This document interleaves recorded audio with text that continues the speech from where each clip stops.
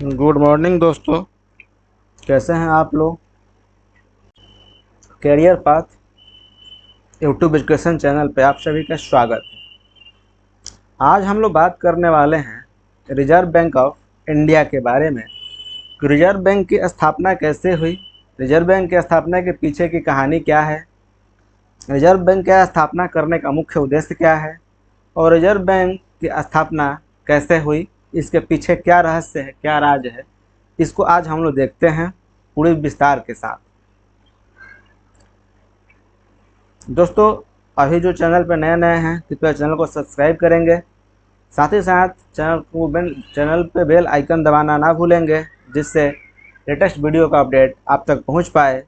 अगर ये वीडियो आप लोगों को अच्छा लगे, पसंद आए, यूजफुल लगे तो कृपया लाइक करना ना भूलें और इसे दोस्तों व्हाट्सएप ग्रुप में, फेसबुक ग्रुप में शेयर करना ना भूलें, ताकि और जल्द से और दोस्त भी आपके इससे लाभान्वित हो। तो चलिए हम लोग शुरू करते हैं रिजर्व बैंक ऑफ इंडिया की इतिहास कहानी क्या है। सबसे पहले हम लोग देखते हैं कि origin of reserve bank of India, reserve bank of India के उत्पत्ति की कहानी क्या है, कैसे उत्पत्ति हुआ। सबसे पहले 1926 में royal commission of Indian currency and finance ये रिकमेंड किया कि एक भारत में सेंट्रल बैंक का स्थापना किया जाए या स्थापना हो।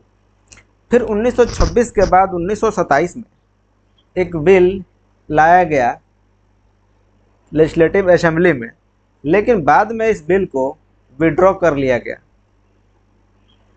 फिर 1927 के बाद 1933 में एक white paper on Indian constitutional reform recommendation किया कि भारतीय रिजर्व बैंक की स्थापना हो।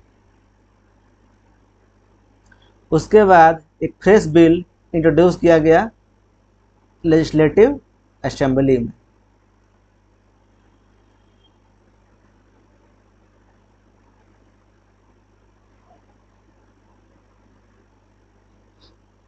आगे देखते हैं 1934 में 1934 में बिल जो है गवर्नर जनरल के द्वारा उस बिल पे मंजूरी मिल गई कि सेंट्रल बैंक की स्थापना हो। फिर 1934 के बाद 1935 में भारतीय रिजर्व बैंक अपना ऑपरेशन प्रारंभ किया। इंडिया सेंट्रल बैंक जो था, जो रिजर्व बैंक का सेंट्रल बैंक था, ये पहला प्राइवेट शेयर होल्डर बैंक था जिसका पेड अप कैपिटल सिर्फ और सिर्फ 5 करोड़ रुपये था, यानी 50 मिलियन रुपीज। ये 5 करोड़ रुपया जो था, इसमें केवल 100 के नोट थे, यानी 100 के प्रतिभूतियां थी, बंडल थे। और इसी के साथ 1 अप्रैल 1935 को रिजर्व बैंक ऑफ इंडिया अस्तित्व में आया, यानी 1 अप्रैल 1935 को रिजर्व बैंक ऑफ इंडिया की स्थापना हुआ। फिर 1942 में भारतीय रिजर्व बैंक जो है करेंसी इशूइंग अथॉरिटी था बर्मा का। 1942 में उन्होंने डिनाई कर दिया कि हम बर्मा का करेंसी इशूइंग अथॉरिटी होंगे। फिर 1947 में रिजर्व बैंक ऑफ इंडिया जो है बंद कर दिया acting banker to the government of Burma. Burma के जो एक्टिंग बैंकर के रूप में सरकार का काम देखता था, 1947 में रिजर्व बैंक ऑफ इंडिया क्या किया, इसको भी बंद कर दिया।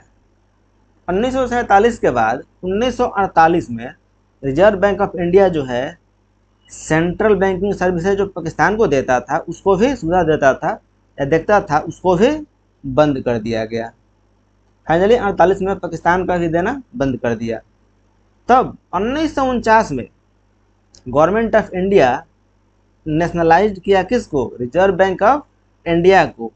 Under the reserve bank transfer of public ownership act 1948 के तहत 1 जनवरी 1949 को रिजर्व बैंक ऑफ इंडिया का स्थापना हुआ। इस तरह रिजर्व बैंक ऑफ इंडिया 1 अप्रैल 1935 को एग्जिस्टेंस में आया, अस्तित्व में आया और उसकी स्थापना हुई। जो रिजर्व बैंक ऑफ इंडिया जो है आरबीआई एक्ट 1934 के तहत एस्टेब्लिश्ड हुआ है। यानी आरबीआई की स्थापना 1930 आरबीआई एक्ट 1934 के तहत हुआ है।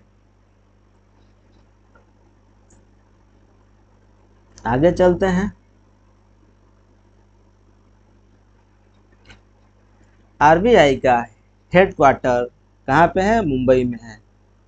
फिलहाल में आरबीआई का हेडक्वार्टर मुंबई में है, लेकिन जब आरबीआई की स्थापना हुआ था 1 अप्रैल 1935 को, तब उस समय इसका मुख्यालय हेडक्वार्टर कोलकाता में ही था।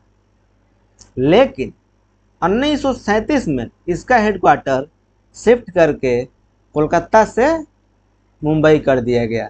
ध्यान रखिएगा, 1935 से 1937 तक हेडक्वार्टर कहाँ था? कोलकाता था।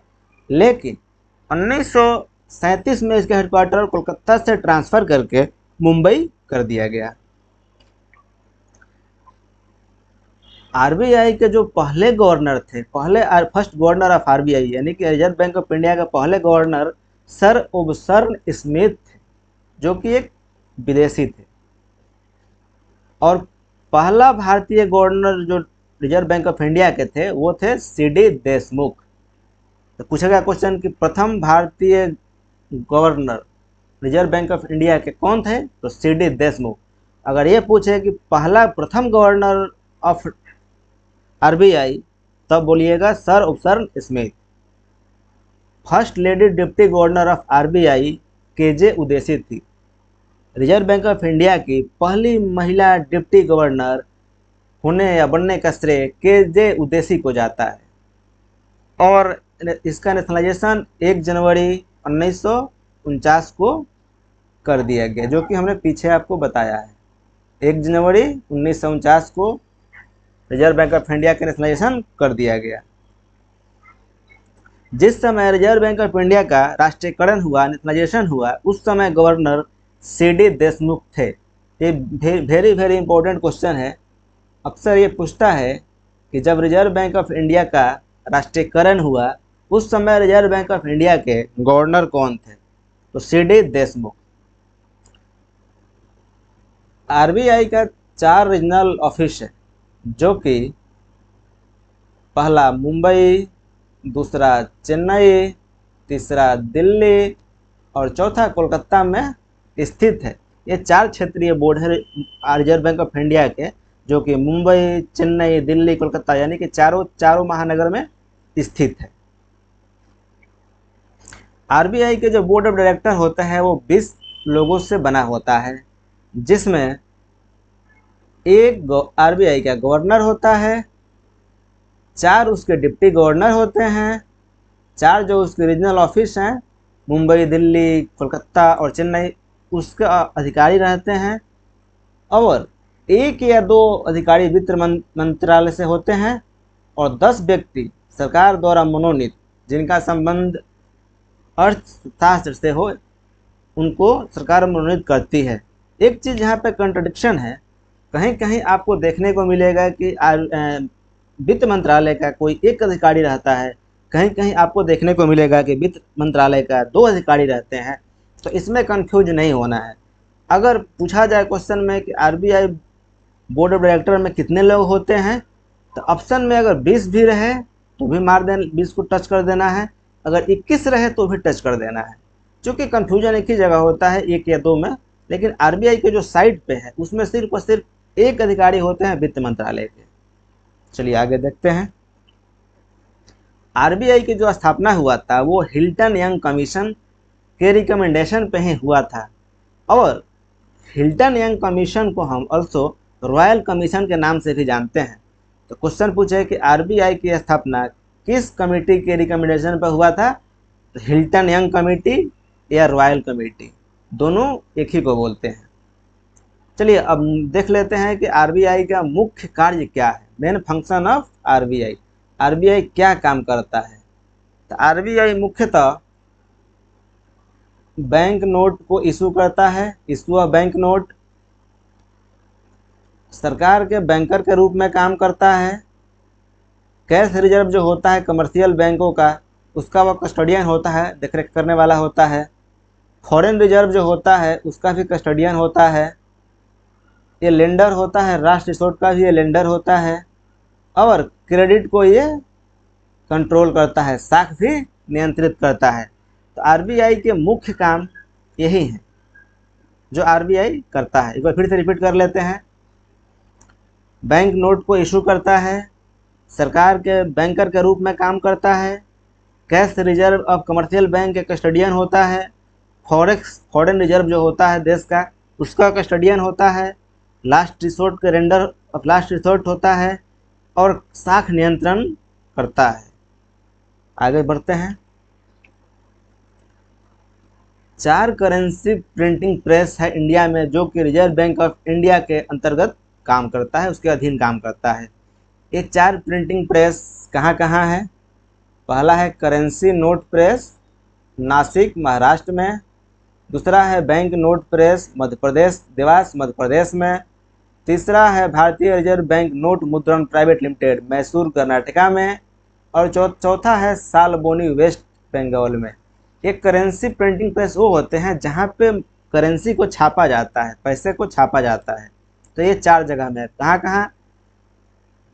Currency note press Nashik Maharashtra, bank note press Dewas Madhya Pradesh, Bharatiya Reserve Bank note Mudran private limited Mysore Karnataka, और सोलबोनी वेस्ट बंगाल। इसी तरह भारत में 4 जगह मिंट भी है। मिंट मतलब वो होता है जहाँ पे सिक्के छापे जाते हैं, टकसाल। भारत में भी टकसाल कहाँ कहाँ है? 4 जगह है। पहला मुंबई में, दूसरा कोलकाता में, तीसरा हैदराबाद में, चौथा नोएडा में। ये 4 जगह पे सिक्के भी छापे जाते हैं। या कि सिक्के यहाँ पे सिक्के को मैंने सिक्के को छापते नहीं है, सिक्के का ढलाई होता है, सिक्के को ढालते हैं।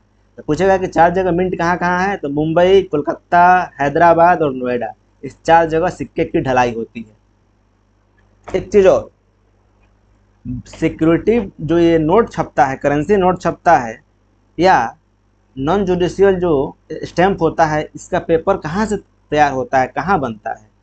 तो जो हम लोग ये नोट छापने के लिए पेपर की जो आवश्यकता होती है कागज़ की, वो सिक्योरिटी पेपर मिल जो कि होशंगाबाद मध्य प्रदेश में स्थित है, जिसकी स्थापना 1968 में हुआ था, उसमें बैंक नोट के जो पेपर होते हैं वो बनाए जाते हैं और नॉन जुडिशियल स्टाम्प भी बनाए जाते हैं। ये भी क्वेश्चन VVI है, इसको याद रखिएगा, क्योंकि बहुत बार पूछता है कि पेपर सिक्योरिटी मिल होशंगाबाद में क्या बनता है।